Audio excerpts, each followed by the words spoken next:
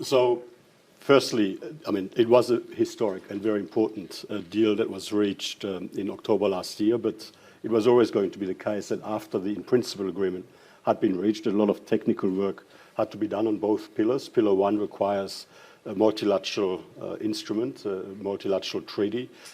Pillar 2 is essentially implemented through domestic legislation, but required things like template legislation, guidelines, and so on. All of the technical work in relation to Pillar 2 from our end has been completed, and it's now up to individual jurisdictions to proceed with implementation, and we're very encouraged. I mean, as we meet here today, EU finance ministers are meeting to discuss the directive that was put forward very swiftly by the European Commission to implement Pillar 2.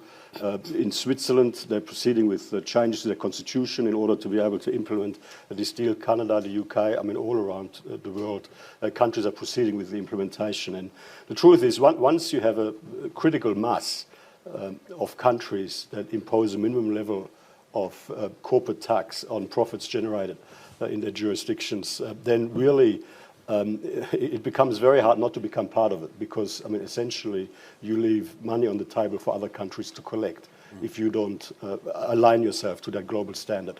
In relation to Pillar 1, look, I mean, there's still some difficult discussions underway in relation to some of the technical aspects. Initially, we had hoped to be in a position to finalize the multilateral agreement by the middle of this year.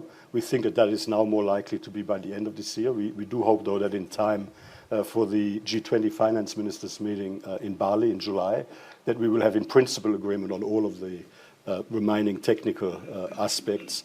But then, I mean, there'll be the drafting and the dotting of the I's and the crossing of the T's. But I mean, look, I'm quietly optimistic. We deliberately set a very ambitious timeline for implementation initially to keep the pressure on. I mean, we think that has helped keep the momentum going. But I suspect it's probably most likely now that we'll end up with a practical implementation from 2024 onwards. The most obvious speed hump at the moment seems to be the midterm elections and whether Congress is returned Republican. It does appear that if the Republicans are in the House, then as far as the Americans are concerned, it won't get passed. Can the Europeans proceed without the Americans on board, given the taxing of American technology companies seem to be an important element of the deal? Look, I'm obviously not going to get myself involved in commentary on the internal democratic processes of any country or the politics of it. But what I would say is that rationally, I mean, I do believe that in the end, self-interest does prevail.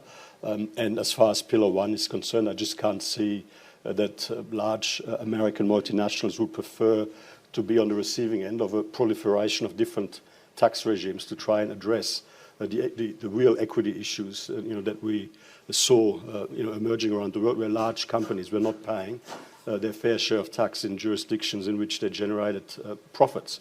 Now, in relation to Pillar 2, it just won't make sense for countries not to implement the arrangement if there is a sufficient number of countries around the world that have this minimum tax in place and are able to essentially collect the gap between I mean, any lower level of tax and the 15%. So, I mean, I think that it will become self-perpetuating, and I'm quietly confident that when it's all said and done, that rational thinking and self-interest, the pursuit of self-interest will prevail. Just before I broaden out the conversation, the world has changed a lot since October of 2021.